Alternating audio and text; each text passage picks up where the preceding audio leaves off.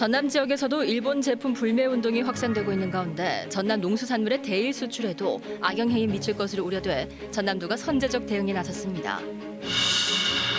흑산공항 건설에 대한 환경부 국립공원 시민위원회 심의가 장기화되고 있습니다. 전남도가 심의 면제를 적극 건의하면서 돌파구를 찾을지 주목됩니다. 광주 세계수영 선수권 대회가 폐막을 눈앞에 둔 가운데 자원봉사자 처우에 대한 논란이 커지고 있습니다. 자원봉사자들이 당초 약속됐던 식사와 교통비 등을 제때 받지 못하는 열악한 환경을 지적했습니다.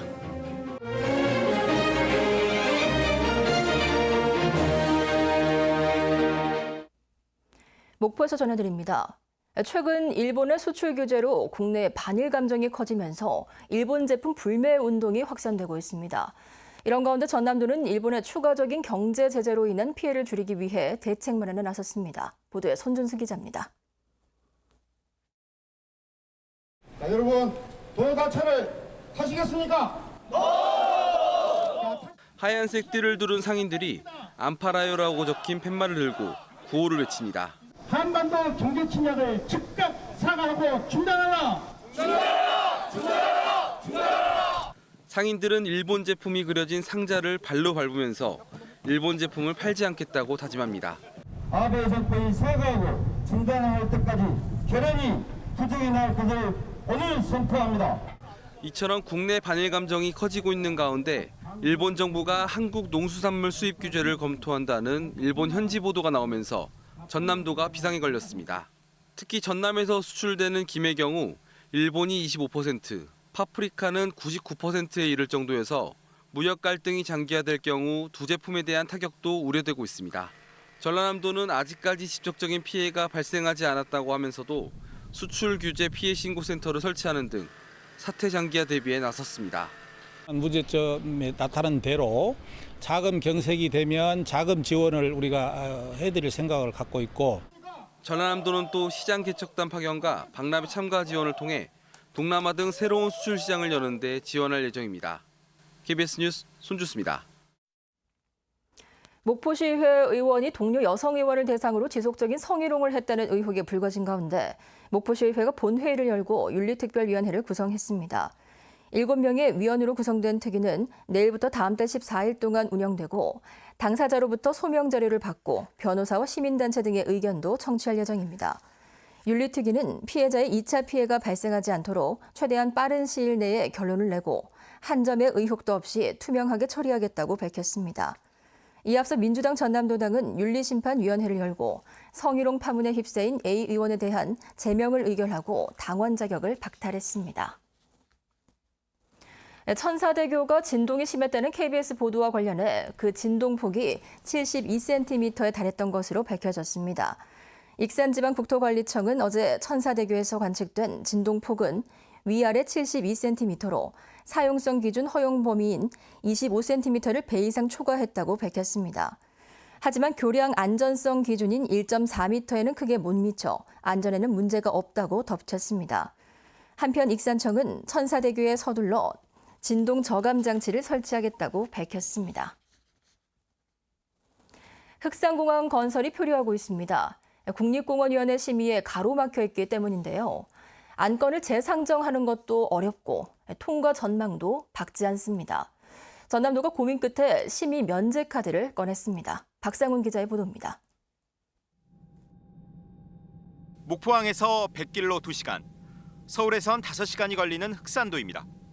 육지와의 유일한 연결수단은 여객선이지만 1년에 100일 넘게 기상 악화로 선박 운항이 통제되고 있습니다. 이 때문에 흑산공항 건설 사업이 추진됐지만 표류 중입니다. 지난 2016년 10월 사업자인 국토부 서울지방항공청이 환경부 국립공원위원회에 심의를 요청한 이후 3년째 진척이 없습니다. 가장 최근 열린 지난해 10월 심의에선 서울지방항공청이 부결을 우려해 안건 상정을 포기했습니다. 전망도 어둡습니다. 전체 25명의 심의위원 가운데 과반이 넘는 민간위원 15명이 국립공원 내 대규모 시설 설치에 반대하고 있기 때문입니다. 결국 전라남도가 심의 면제 카드를 꺼냈습니다. 자연공원법 11조는 사항에 따라 공원위원회 심의를 생략할 수 있도록 예외 조항을 두고 있습니다. 관련 법에 따라서 이제 반드시 거쳐야 되는 그런 절차로 알고 있습니다. 그렇지만은 국가에서 하는 사업이기 때문에 이것 또한 국립공원심의위원회도 면제하는 방안 또한 검토해 볼 필요가 있다고 생각합니다. 전라남도는 심의가 면제되면 실시 설계를 거쳐 내년에 착공이 가능할 것으로 기대하고 있습니다. 개발과 보전 사이에서 표류하던 흑산공항 건설이 새로운 국면을 맞을 수 있을지 주목됩니다. KBS 뉴스 박상훈입니다. 목포시와 주식회사 여수예술랜드가 목포시 장좌도에 대형 리조트 조성을 위한 투자 협약을 체결했습니다.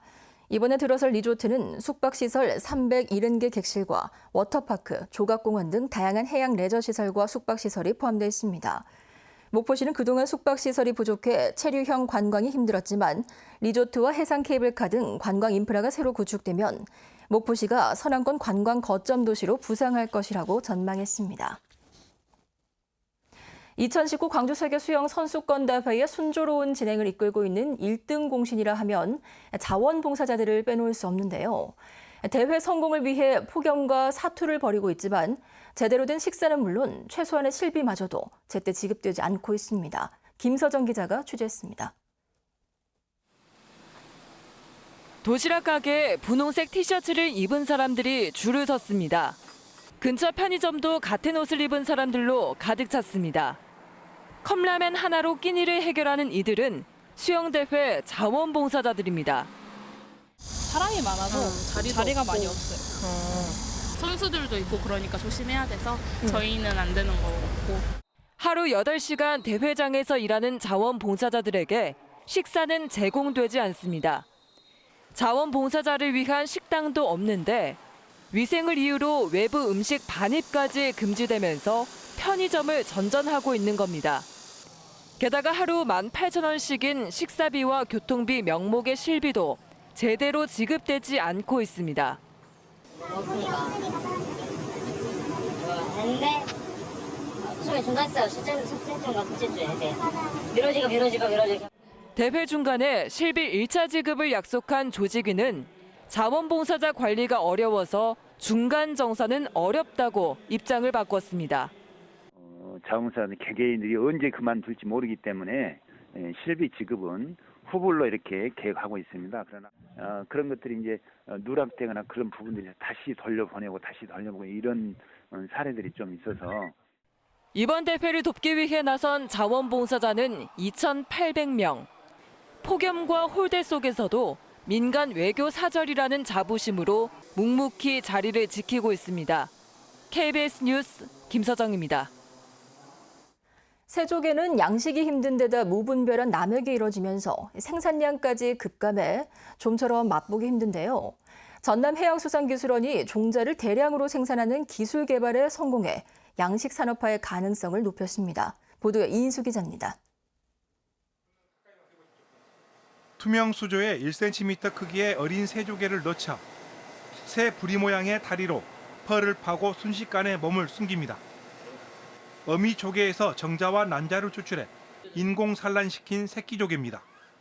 새조개는 종자 확보가 어렵고 생존율이 낮아 사실상 양식이 불가능했습니다.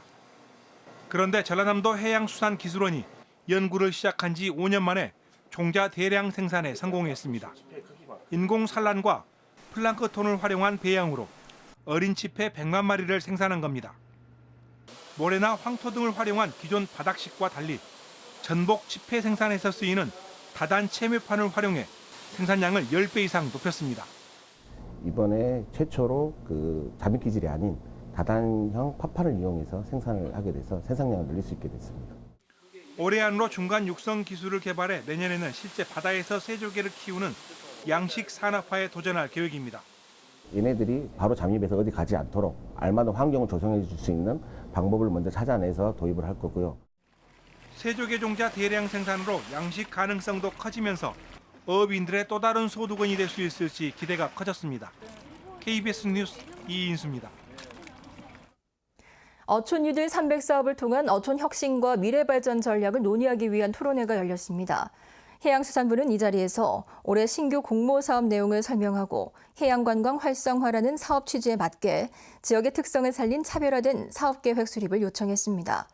해수부는 지난해 어촌유릴 사업 대상지로 70곳을 지정한 데 이어 올해 100곳을 추가로 선정할 방침입니다. 무안국제공항 활성화를 위해 면세 쇼핑과 편의시설 확대 등이 필요한 것으로 조사됐습니다. 제주항공이 무안공항 이용객 634명을 대상으로 공항 활성화를 위해 필요한 부분에 대해 조사한 결과 응답자의 30%가 면세 품목 다양화를 꼽았고 취향지 부족은 27%, 편의시설 확충은 25%로 나타났습니다. 또 응답자의 56%는 공항 이용에 대해 만족한다고 답했습니다. 바다를 끼고 있는 전남 지역 기초단체가 연합하는 전남 어촌 지역 시장 군수협의회가 오는 10월 창립 총회를 열고 활동에 들어갑니다. 목포와 여수, 순천은 물론 완도, 무안, 신안 등 16개 시군으로 구성된 어촌협의회는 한때 72만 명에 달했던 어가 인구가 14만 명으로 감소한 탓에 어촌의 활력이 사라지고 있다며 지리적 특성을 공유한 지자체끼리 지역 공동 발전을 도모할 필요가 있어 협의체를 구성했다고 밝혔습니다. 협의회는 앞으로 시군 상호 간 연대와 협력을 도모하고 공동 현안에 대한 의견 수렴과 정보 교환, 공동 협력 사업을 진행할 예정입니다. 민주평화당이 고 김대중 전 대통령 서거 10주기를 앞두고 김 전 대통령의 고향인 신안군 하이도를 찾아 김대중 정신을 실천하겠다는 하이도 선언을 발표했습니다. 정동영 대표 등 평화당 의원들은 선언문을 통해 김대중의 정신을 따른 젊은 정당으로의 탈바꿈과 중산층과 서민을 위한 민생 정치 추구를 비롯해 호남 개혁 정치 부활 등을 다짐했습니다. 지금까지 목포였습니다.